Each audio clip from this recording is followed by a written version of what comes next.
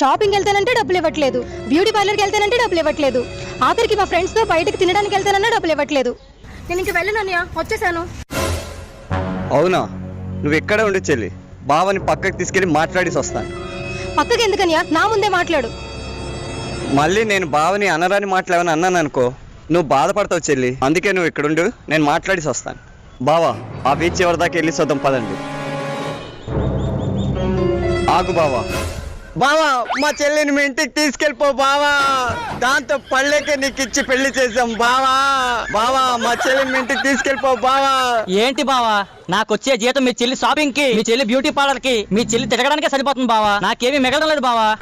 బావా, మా చెల్లి షాపింగ్కి వెళ్తుందన్నా, ఎక్కడికైనా వెళ్తుందన్నా, ఒక్క ఫోన్ కొట్టు, నేనే నీకు ఫోన్ పే చేస్తాను. మా చెల్లిని మాత్రం తీసుకెళ్ళిపో బావా. సరే బావా, తీసుకెళ్ళిపోతానులే. చెల్లి, చెప్పండి.